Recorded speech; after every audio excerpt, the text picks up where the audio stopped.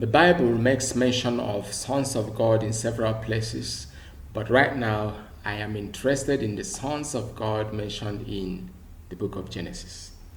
Who were these sons of God? Genesis chapter 6, verse 1 and 2. And it came to pass, when men began to multiply on the face of the earth, and daughters were born unto them, that the sons of God saw the daughters of men, that they were fair, and they took them wives of all which they chose. Popular teaching has it that these sons of God were angels who got carried away by the nakedness of our beautiful women and swooped down on them, married them forcefully, and had children, and in the end they became demons. For example, Mame Water.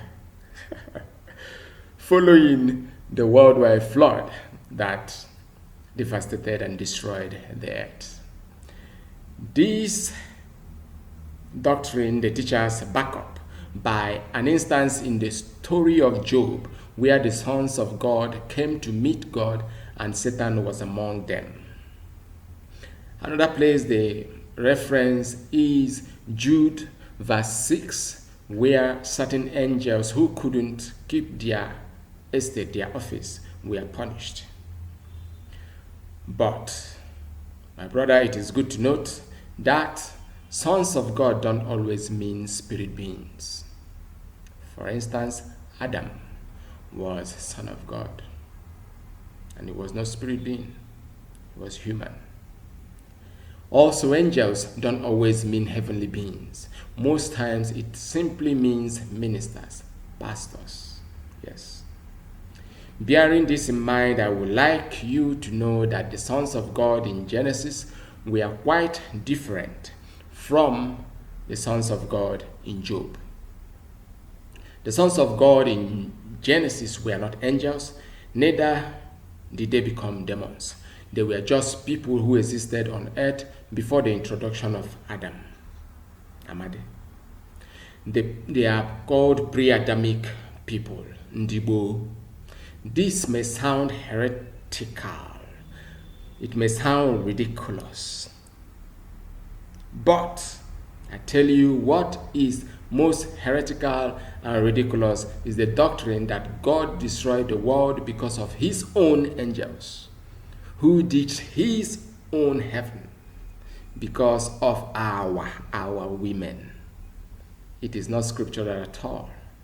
Stories like that are what Apostle Paul will call cunningly devised fables. The first time, note it, the first time the Bible talks about angels being cast down from heaven is in Revelation chapter 12, verse 7 to 9, or thereabout. Note that everything in Revelation was futuristic as at the time it was given. As at the time John received the revelation, none of those things has happened. It is clearly stated that they were things which would happen shortly thereafter. You understand? So Revelation is not about the beginning, but it is about the end. The sons of God in Genesis were Ndigboo, the ancients. They are called the ancients, the prehistoric people, pre-Adamic. They were living their life here until the earth became void, just the same way we are progressively making the earth void now. You hear of, what do you call it? You hear of climate change and things like that. That we cause it. Yes, our activities here cause climate change, and gradually our earth is becoming void. God made Adam for that purpose, to replenish the earth. Adam, our father, the task God gave him was to replenish the earth.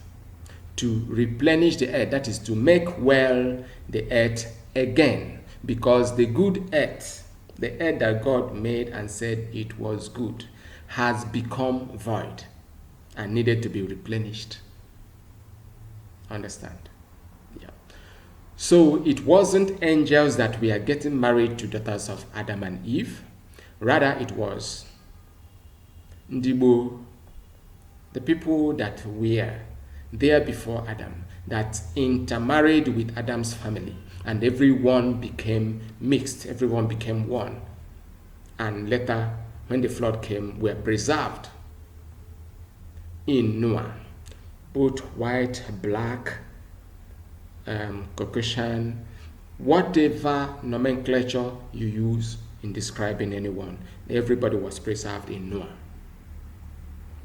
The flood wiped off all the original unadulterated Ndigboo, leaving us with only the mix in the name of Noah's family, who then became the next Ndigboo. Ndigboo simply means ancients.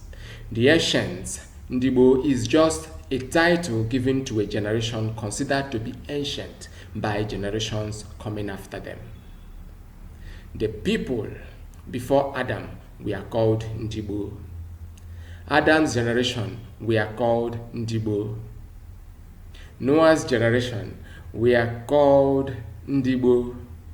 In fact, there was a man called Igbo, grandson of Shem, from whom the word Hebrew was derived.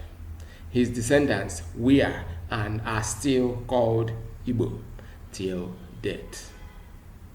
Today, Ndigboo is a monument of Ndigboo because Ndigboo is a reference to Ndigboo. That is why I say that the existence of a people referred to as Igbo today is a testimony that the scripture is true. We are people of destiny. The scripture belongs to us. The scripture is about us. Therefore, if you are Igbo, embrace the scripture anywhere you see it, study it, you know about yourself.